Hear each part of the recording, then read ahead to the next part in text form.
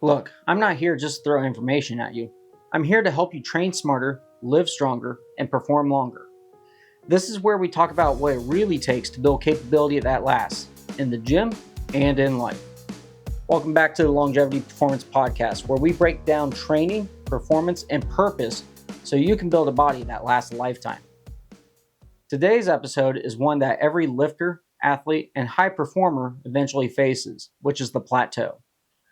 That point where momentum you've been riding suddenly slows down, where progress gets quiet and that work feels heavier than it used to. For a lot of people, that's where doubt starts to creep in. You start wondering if what you're doing is even working anymore.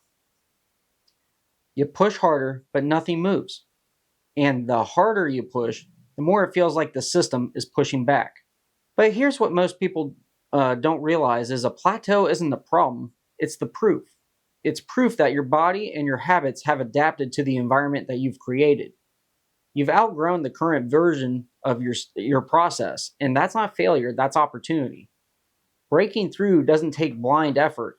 It takes awareness, attention, and the discipline to adjust where things stop working. So in this episode, we're breaking down why most people plateau, what it really means, and what it reveals about your system and how to use it to move forward instead of getting stuck. Because at the end of the day, every plateau has a purpose, if you're willing to learn from it. When people hit a plateau, the first thing they usually think is, I must not be working hard enough. So they double down, more volume, more conditioning, more restriction, and more of everything. And sometimes that works for a while, but more often than not, what they're really doing is digging the same hole deeper. See, most plateaus don't happen because people get lazy. They start because people get comfortable. And the tricky part is that comfort doesn't always look like comfort. It looks like discipline. You've got your training routine, your nutrition's dialed in, you're showing up consistently. Everything looks good on paper except progress has stopped moving. That's because the same system that you built eventually starts to limit you. The process that once created adaptation just maintains it. And that's where most people really stall. Not because they're inconsistent, but because they've stopped evolving. True discipline isn't repeating the same plan forever. It's having the awareness to recognize that the plan's served its purpose and humility needs to adjust. That's the difference between people who stay stuck and people who keep rising. One group confuses consistency with growth. The other understands that consistency only matters when direction is still forward. At Agoge, we talk about this all the time. You don't need to reinvent the wheel, but you do need to recalibrate from time to time. That might mean shifting your training emphasis, adjusting the volume, cleaning up movement, or finally addressing the weak link you've been avoiding because it's uncomfortable. Progress ultimately demands change, and the longer you cling on to what used to work, the harder it becomes to see what could work better. So if you've been grinding but not growing, take a step back and ask yourself, am I training for progress or am I just repeating what feels safe? Because comfort disguised as discipline is one of the biggest traps in performance. And the only way is to have the courage to question what you've built, and even when it used to work. When progress slows, most people start chasing feelings. They base everything on emotion, how sore they are, how motivated they feel, how heavy the bar feels today. And don't get me wrong, those things matter, but they're inconsistent data points. Feelings can tell you something's off, but they can't always tell you what or why. That's when most people get lost. They treat fatigue, frustration, or soreness as the whole story, when those things are just surface level signals. Instead of chasing feelings, you've got to start paying attention to feedback. Feedback is the reality check. It's part of the process that tells you whether the system is actually adapting or just holding on. So ask better questions like, am I recovering as well as I used to? Are my movements still clean or compensations showing up? Am I sleeping well or am I waking up early already tired? Am I mentally sharp or am I just pushing through some brain fog? Those answers are the real progress markers. They tell you whether the stress you're applying is creating growth or just creating noise. At Agoge Performance, we don't just track numbers, we track trends. It's not about one good lift or one bad day. It's about the pattern that shows up over time. If the numbers are steady but your energy's tanking, that's feedback. If you're hitting PRs but your joints hurt and the motivation's gone, that's feedback too. Progress isn't just what's on the bar, it's what's happening underneath it. The most dangerous thing you can do in the train or in life is ignore feedback because it doesn't match how you feel. When that happens, you start reacting emotionally instead of responding intelligently.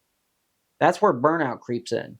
That's where people push right past progress and into breakdown.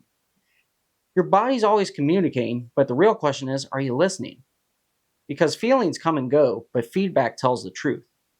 And the people who listen to that truth are the ones who know when to push, when to pull back, and when it's time to evolve. Every system has a threshold.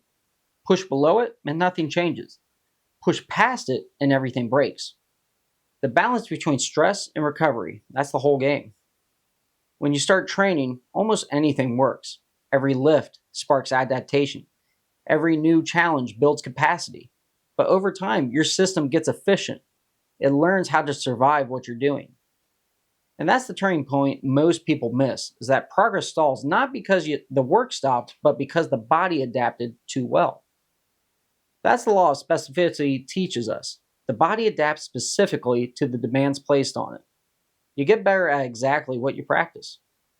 The problem comes when you confuse that for doing the same thing forever. That's where the law of accommodation shows up.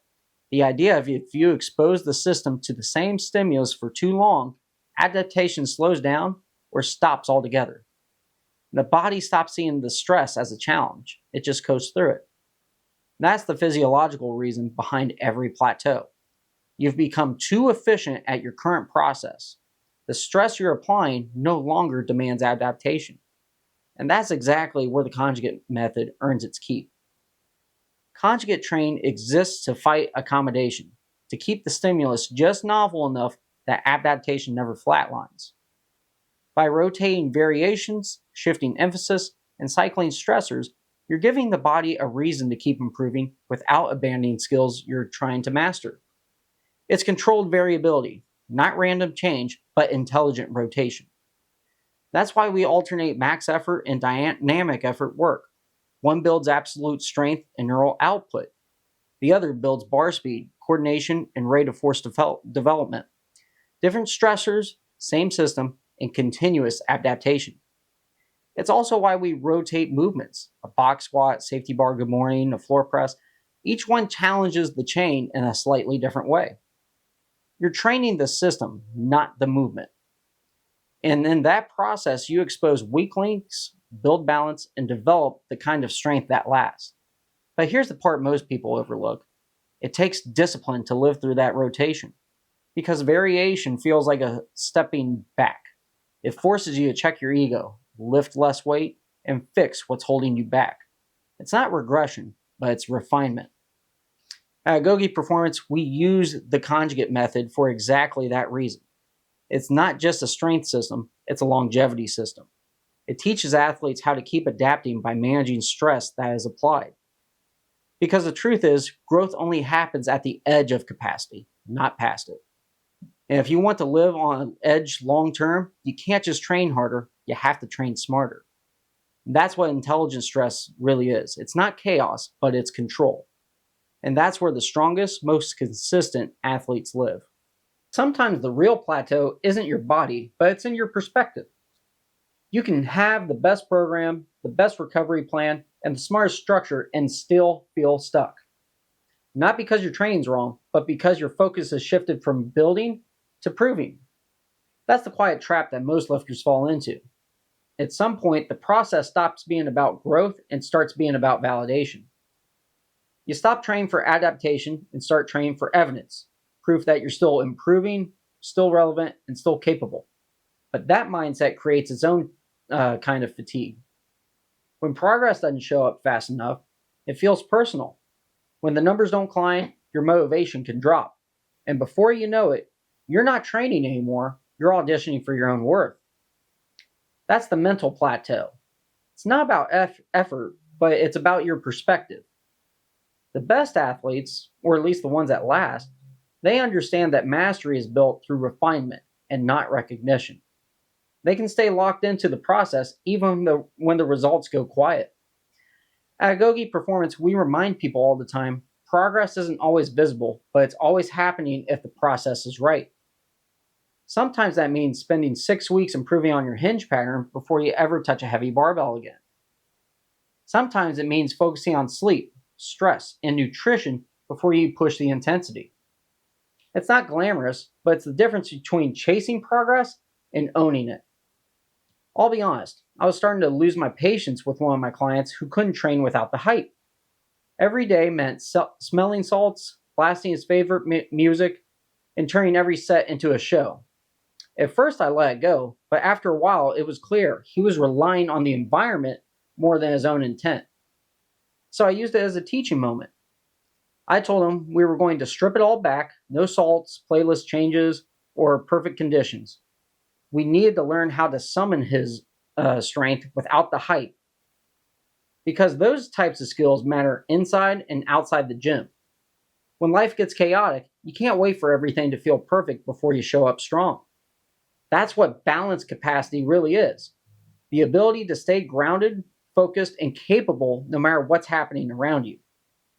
So, at the end of his meet peak, he ended up PRing over 50 pounds on the squat and deadlift.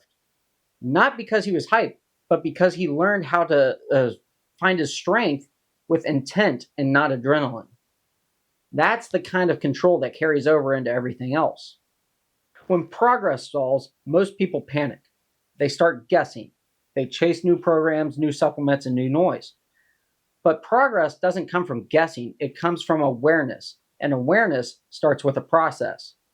At Agoge Performance, when performance stalls, we go back to a 3 steps: assess, adjust, and reinforce.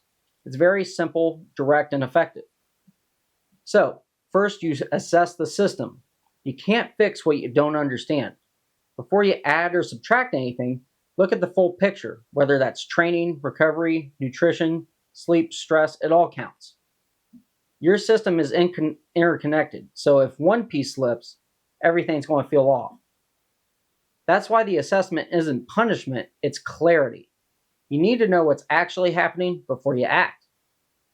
Once you know what that is, you adjust the stress. So once you see something's off, change the input, not randomly, but precisely. If recovery's low, pull back the intensity.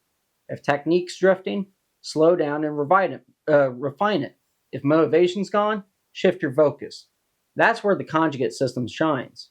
We can rotate stressors, shift emphasis, or modify volume to re-engage adaptation. You're not overhauling the plan, you're tuning the instrument.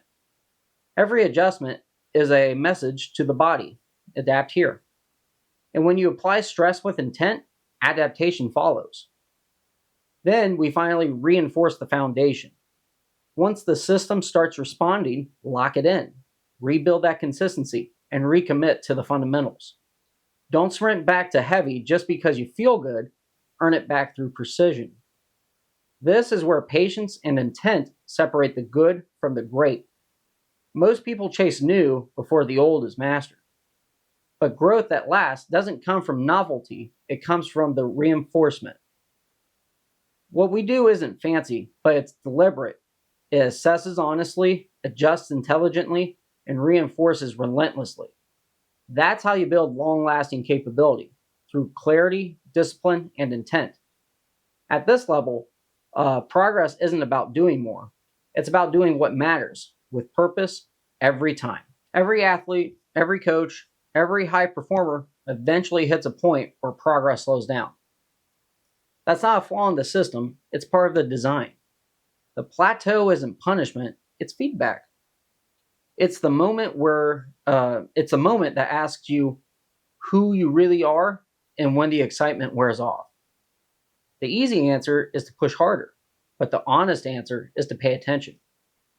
When you can learn to assess clearly, adjust intelligently, and reinforce deliberately, the plateau becomes a tool and not a trap. That's how elite performers separate themselves.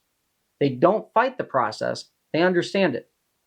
At Agoge Performance, we don't chase hype, we build intent. Every lift, session, recovery choice, it all carries weight. You don't need chaos to grow, you need clarity. That's what longevity is built on: the discipline to stay precise, the awareness to adapt, and the intent to make every rep mean something. So, if you're in that quiet stretch right now where progress feels slow and the work feels heavy, good. That's where growth begins. So stay patient, stay deliberate, and keep your focus where it matters.